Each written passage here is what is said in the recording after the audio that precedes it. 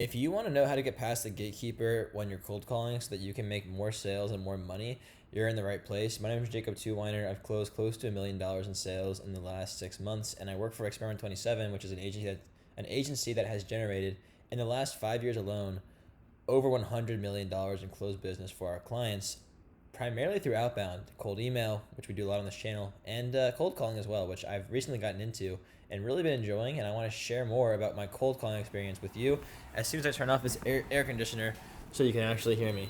All right, cool. So, cold calling. I've been doing it for the past few months more often. The last month or so, especially, I've been having great success. I think my meeting book rate's around 10%, or maybe like 7 to 8%. But this week I've made like 30 or 40 calls and I booked like 6 meetings, I think. So pretty good. Once I actually reach a decision maker, I get past the gatekeeper. I'm able to book 35, 40% of them potentially. So and actually today I booked a meeting with someone who's a big high up at an enterprise company from cold calling. So I want to share with you how you can get past the gatekeeper, which is the person who answers the phone, so you can reach the person that you actually need to call and sell to. So let's get started. By the way, if you want to generate more leads for cold email, I have a free lead generation training document that I've used to generate hundreds of thousands in sales. You can have it for free down below. And if you want to learn the secrets to cold email so that you can meet with billion-dollar brands and generate millions of dollars in closed business with cold email on a consistent basis, Alex Berman, who taught me everything that I know, has a new course out called Cold Email University, which is linked down below in the description as well, which you can get your hands on. And there's a lot of cool stuff there, so I highly recommend you check that out. All right, let's jump into it. So, getting past the gatekeeper, I'm going to give you 2 ways to get past the gatekeeper, 2 different situations, and let's go through each one. So let's say the first situation is you already know who you're calling. And ideally, this is really where you want to be. You want to know who you're trying to reach before you reach them or before you call, right? So if I'm selling marketing services to agency owners, what I'm going to do is I'm going to call up and I'm going to try and reach the CEO most likely, or if it's a larger agency, potentially director of marketing or head of sales. But for the most part, it's going to be the CEO. And I need to know who that is before I call. If you call up and you don't know who it is, it's going to make your life a lot harder in most cases. So what you want to do is know who the person is that you want to call beforehand. So do your research, make your list of companies, find the person's name that you want to reach, and get their phone number, the company phone number. So you call them up, ring, ring, ring, and the person says, "Hello, how may I help you?" Maybe they say, "Hi, it's Jane. How may I help you today?" You want to make it sound like you already know the person on a friend-to-friend basis, because the gatekeeper is there to be a gatekeeper. They are trained. Sometimes they're actually trained, and other times it's just out of habit, or it's just a natural occurrence, because these people are being sold to so much. The guy who is behind the gate people are trying to sell to him all the time. Imagine how many calls he gets. Imagine how many emails he gets. He's so busy. If he was taking every single call directly, he'd have no time. So he has a gatekeeper there, a secretary, to screen the calls and only let the right people through to him.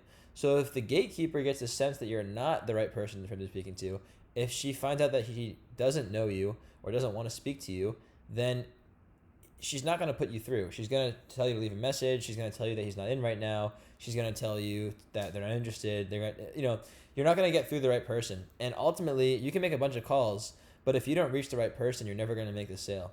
So how do you get past that person? You have to make them think that you already know who is answering. Or you already know the person you're trying to call.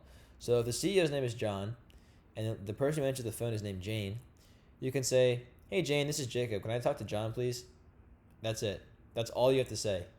Your goal is not to be their friend. Your goal is not to be super nice to them. You can be polite, but you need to be direct and stern. They might ask you who's calling. You can say, I might even just say, "Hey Jane, can I speak to John, please?" She'll say, "Who's calling?" I'll say, "Jacob. Is he in right now?" And she'll say, "Maybe. I'll check. Where are you from?" And I'll say X27 Marketing. Thank you. I'll hold, something like that.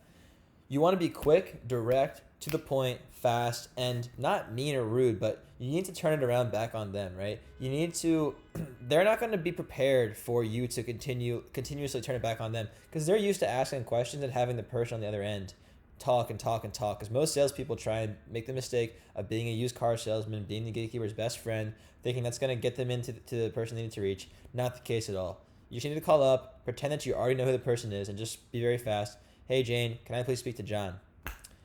Thanks, I'll hold. And anytime they ask you a question, don't go into detail. If they say, what is this call regarding? You need to be specific.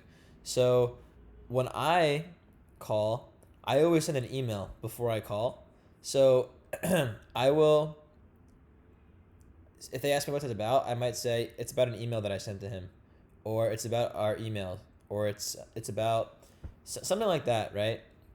I'm actually cold calling now for an occupational health clinic, and when they ask me what is the call about, I say it's about your employee drug screens and physicals. That's it. Employee drug screens and physicals. It's 5 words. 5 words. That's it, and it gets me through. If you go on and on and on, you're not going to get through.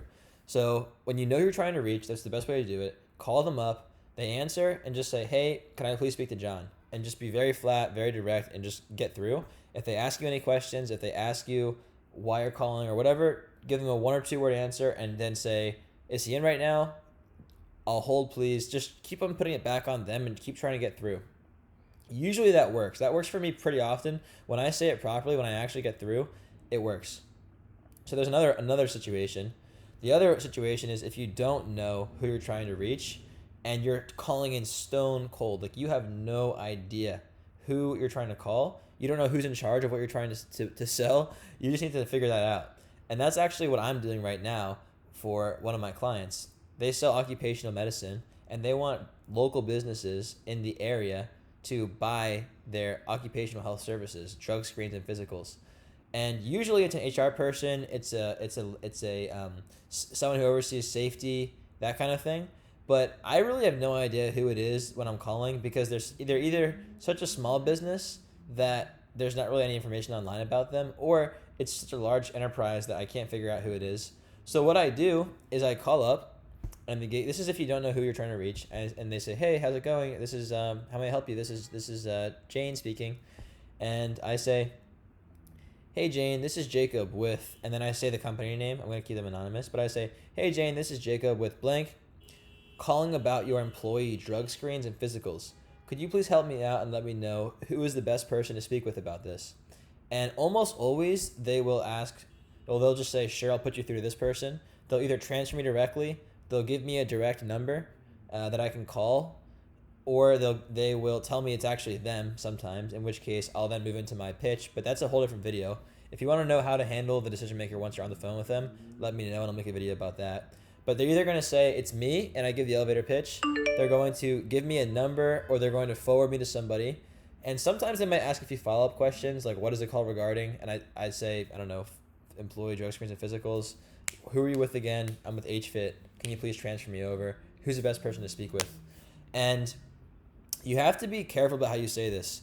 I used to say, hey, I'm calling and I wanted to find out who's the best person who oversees this thing or that thing.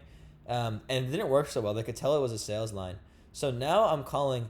The thing that I think helps me in this situation is I'm from a medical clinic, and I'm calling about drug screens and physicals, and I'm trying to reach HR and safety. They don't really get called as often as like a different department would, and because I'm calling about drug screens and physicals, and I'm calling as like a doctor's office, it's actually, I think, easier for me to get through because I almost always, when I use this strategy and forward it off to the right person, then I can call them and I get a hold of them. So that's why it's going so well. But I would basically, if you know who the person is, it's best that way. Call, pretend like you know who they are, and just ask for them and get through. If you don't know who it is, call and say your name, who you're with, why you're calling, and ask, can you please help me out and let me know who's the best person to speak with about this? And they might tell you, oh, it's this person, but they're not in right now, call back tomorrow. And then you're like, okay, great, thank you. So tomorrow when you call back, now you know who to ask for. So you can say, hey, I want to speak to John. And then you get through to him, and then you do your spiel. So that's how you cold call and get past the gatekeeper. You need to either know who you're calling already and act like you know them, or if you don't, you can ask who it is and keep it brief and make sure that it's not salesy. So I hope those 2 examples will help you get past the gatekeeper in sales, book more meetings, make more money, and just have a better overall sales career. I am huge on cold email, guys, and I would definitely recommend that you keep cold emailing. However, cold calling is one of the best ways to quickly reach your target market. If you want to get sales right now, if you want to book meetings right now, there's no better way than picking up the phone. The problem is a lot of people are afraid to cold call because of the rejection, because of how much of a grind it is, because of all the no's you're going to get. But it's the fastest way to get a yes. And if you can push through the no's, it's the fastest way to build your sales skills, because you're going to learn how to take rejection, how to be persistent, how to be consistent, how to communicate properly and quickly, how to quickly give a value proposition, overcome objections, ask for the order, in this case, ask for a meeting. All these things you need in sales. If you can book a meeting with cold calls, you are set. You can do anything. And I think it's really a great way for new salespeople to get good at sales. I don't even think cold calling is necessary for I don't think it's a necessary thing to learn because, well, okay, I shouldn't say that. I think it is not a mandatory thing to learn because you can get by with just cold email and LinkedIn outreach. However, if you want to be a next level salesman, take your abilities to the next level and learn the skills that you need to succeed, cold calling is the best way to get you there, hands down.